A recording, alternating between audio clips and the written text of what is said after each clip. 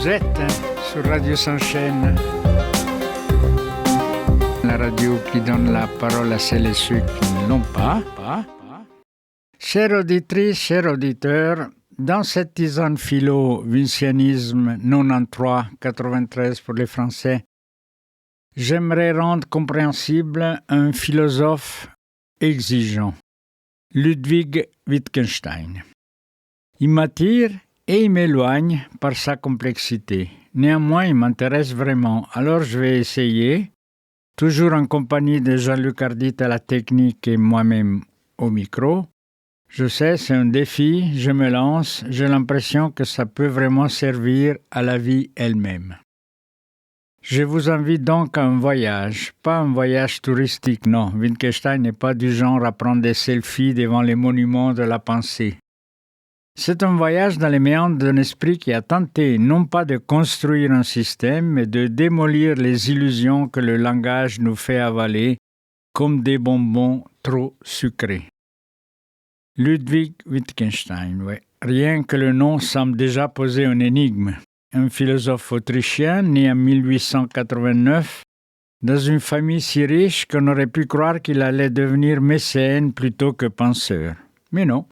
Il a préféré la pauvreté volontaire, les silences prolongés et les phrases qui claquent comme des énigmes zen. Il commence sa carrière philosophique avec un livre qui ressemble à un manuel de logique, mais qui se termine par une phrase qui pourrait figurer dans un recueil de poésie mystique. Ce dont on ne peut parler, il faut le taire. Voilà le Tractatus Logico-Philosophicus. Voilà, c'est pas facile à prononcer. Un titre qui donne envie de fuir, mais qui contient une tentative audacieuse. Montrer les limites du langage, comme on montre les bords d'un miroir pour comprendre qu'il ne reflète pas tout. Wittgenstein pensait que le monde était fait de faits et que le langage devait les représenter comme une carte représente un territoire. Mais très vite, il s'est rendu compte que cette carte était pleine de pièges, que le langage ne se contente pas de décrire, il joue, il trompe, il suggère, il fait semblant. Et c'est là que commence le second Wittgenstein, celui des investigations philosophiques, celui qui abandonne les certitudes logiques pour se plonger dans les jeux de langage. Imaginez un philosophe qui vous dit « le sens d'un mot, c'est son usage dans la langue ». Pas sa définition dans le dictionnaire, non, son usage. Comme une chaussure qu'on comprend mieux en la portant qu'en la regardant.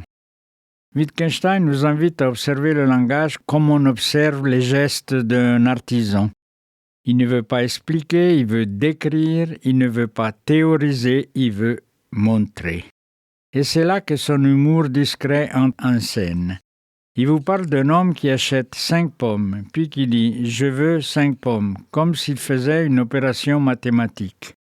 Il vous montre que même les phrases les plus banales sont des énigmes si on les regarde trop longtemps. Wittgenstein, c'est un peu comme ce type qui vous dit que vous avez toujours vécu dans une maison sans porte et qui vous montre que vous avez simplement oublié comment sortir. Il n'écrit pas comme un professeur, il écrit comme un poète qui aurait fait un stage chez les logiciens. Aujourd'hui, c'est pas la forme au niveau de la diction.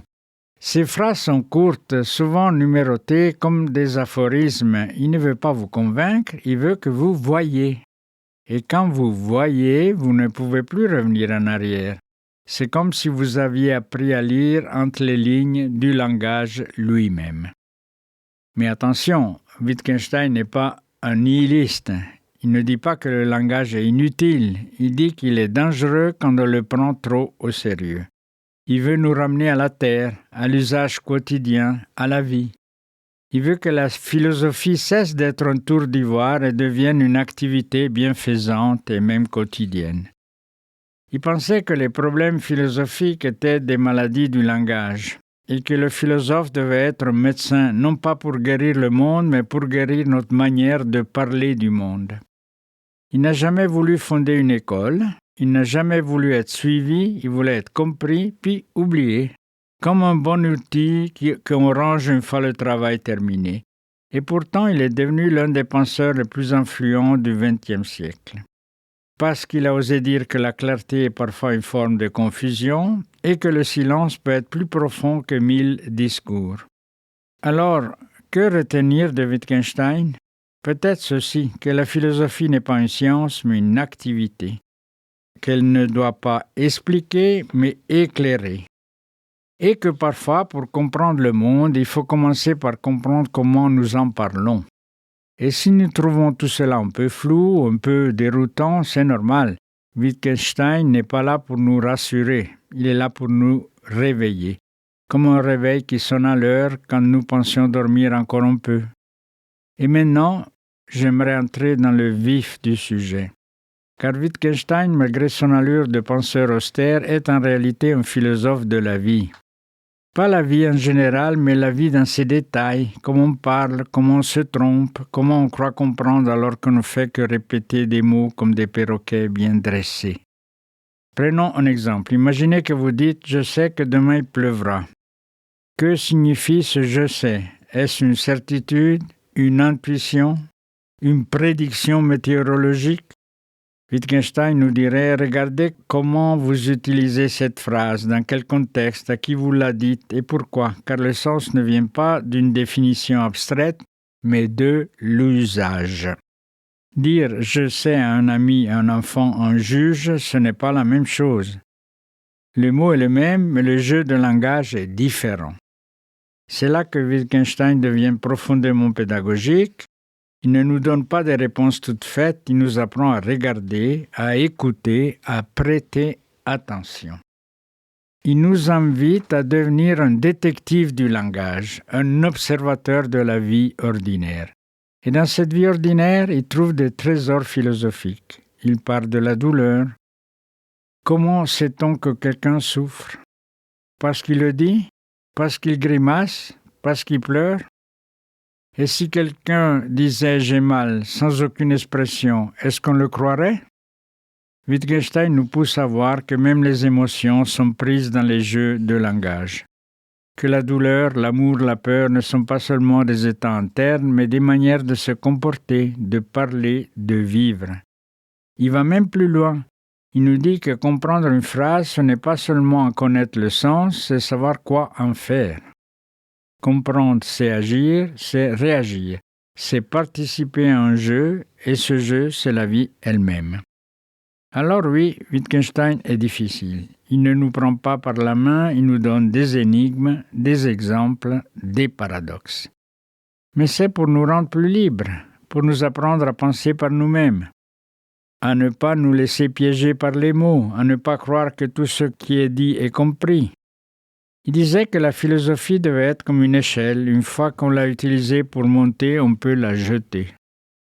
Ce n'est pas une construction éternelle, c'est un outil temporaire, provisoire. Et c'est peut-être là sa plus grande leçon, ne pas s'attacher aux théories mais à la clarté, à la lucidité, à la capacité de voir les choses telles qu'elles sont et non telles que les mots nous les présentent. Wittgenstein, en fin de compte, nous parle de nous, de nos habitudes, de nos confusions, de nos certitudes trop rapides. Il nous invite à ralentir, à regarder, à écouter, à vivre, en somme, avec un peu plus d'attention. Et si nous voulons vraiment lui rendre hommage, ne le lisons pas comme un maître, lisons-le comme un compagnon de route. Quelqu'un qui vous murmure à l'oreille « Es-tu sûr de comprendre ce que tu dis? As-tu regardé assez longtemps? As-tu écouté assez profondément ?» Car pour Wittgenstein, comprendre le langage, c'est comprendre la vie. Vous êtes sur Radio Shansen, la radio qui donne la parole à celles et ceux qui ne l'ont pas.